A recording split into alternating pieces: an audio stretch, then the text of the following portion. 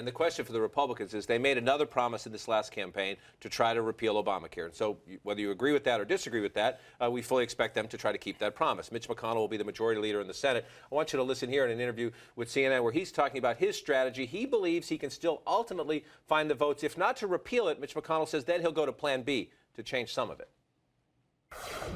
He obviously has doubled down on defending Obamacare. We think it's a terrible piece of legislation. We're certainly going to be voting on that if we can put either repeal or take out pieces of it, like, destroying the 40-hour work week, the medical device tax, the individual mandate. All of these are highly unpopular with the American people.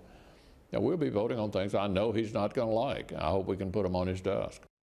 It's that last part. I hope we can put him on his desk. There's a story in Politico this morning, and McConnell aides say it's not so much new, but again, they're talking about now that they'll be in the majority, can they use the budget rules to get some of this stuff through with majority votes as opposed to needing 60 votes? But how much of repealing or gutting or taking pieces out, pick your phrase, of Obamacare can Mitch McConnell actually get? He'll have 54 seats, not 60. You need 60 votes to do most things. How much of that could they actually send the president? If this was a board game, the end would be go to jail every time. It's going to get vetoed every single time there's a change, as long as Obama's in office. Full stop. There are little pieces that they could probably get to the president's desk with Democratic support and that the president might sign. The medical device tax actually is one of those.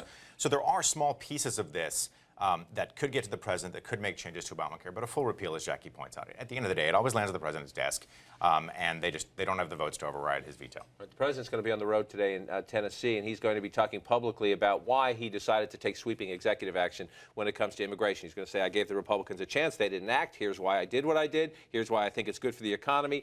Back here in Washington, you have this conservative anger to the degree that some conservatives, a minority, but some conservatives say, don't fund the government at all. Don't give the president any money to implement these policies. The president out publicly, I think, proves to me that he thinks politically he's got the upper hand here.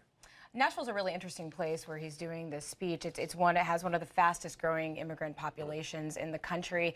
I think there's some concern on Capitol Hill that this speech might sort of inflame tensions that are already there, and it could lead to some problems passing the Cromnibus. Right. But I think he's still trying to get the upper hand again, but he has this Republican Congress to deal with now, so it's hard to think that he's going to get a lot done in the next 2 years on this. But to Jackie's point, Olivia, is the president doing this deliberately?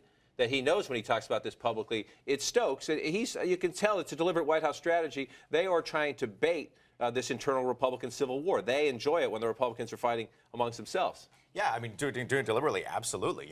He's keeping this on the agenda front and center. He could have let the Republicans keep talking about it, keep squabbling, trying to find a path to undo some of what he did. Instead, he's going to a place where the foreign-born population has doubled over the last 10 years. He's going to a community center. He's going to be talking and taking questions about his policies. And, to some degree, this reflects how much Washington, D.C. has already turned towards 2016 and the political pressures that are going to be in play then, including political pressures over immigration. Right, we'll watch that play out. I think it'll play out globally in the 2016 election, but particularly in those Republican debates. Going to be really fun to watch, especially if certain candidates who favor almost what the president wants get into the race on the Republican